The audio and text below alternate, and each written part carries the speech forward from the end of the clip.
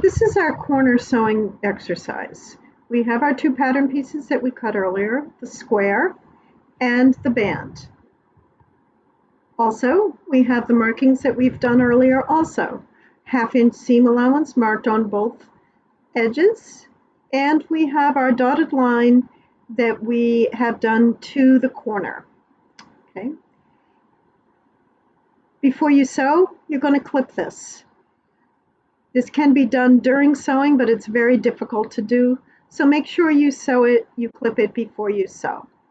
You can see the little diagonal there that I'm pointing out. I have not clipped all the way to the corner. You want to make sure that there's a few threads in the corner there so that when you go to sew, there's something that the needle is actually sticking onto as opposed to what you've clipped. This is how the layout looks for the two pattern pieces before you sew. You have the square piece underneath, and you have the L-shaped piece on top. You can see that the L-shaped piece is actually backwards, scooting off going in the wrong direction. That's the way it should be. I also make sure that I am matching my two seam allowances on the piece there,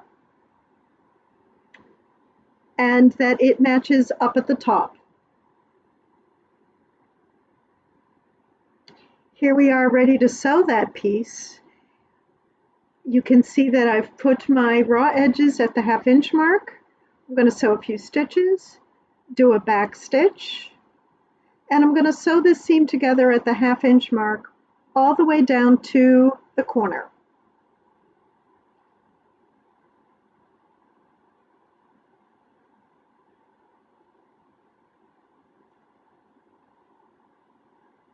When you get to the corner piece, when you get to the close to the corner, you want to slow your sewing down just a little bit because you want to be really accurate, making sure that your needle ends right into the corner. Use your hand wheel if you need to in order to get the needle right at the corner. Make sure that you've got fabric in there and that you're not putting your needle down into the clip.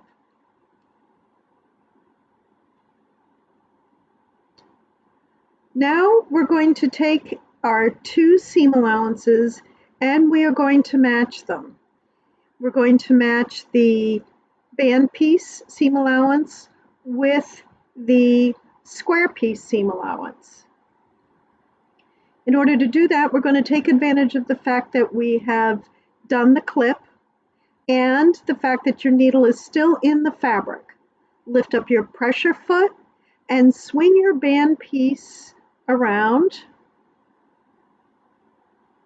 making sure that the two seam allowances on the band and on the square are going to match. In doing that also, you want to make sure that your fabric is off to the side. So spend a lot of time making sure that all of your fabric is maneuvered away from your corner piece. If you don't, then you'll end up sewing some fabric into your corner, and then you'll end up with a little bit of a pleat, and you don't want that. You want a nice clean corner. And continue to sew. This needs to be done all at once for a nice clean corner.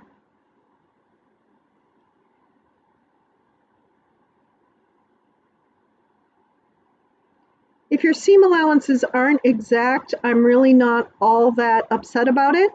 What's more important is that you get a nice clean corner without any extra fabric in there. Sometimes when you cut your band and your square piece, the band and the square piece seam allowances don't match at the end. That's just a function of our patterns. It's not a problem. And there's your corner piece. We're going to press this out so that you've got a nice clean corner. And you're done.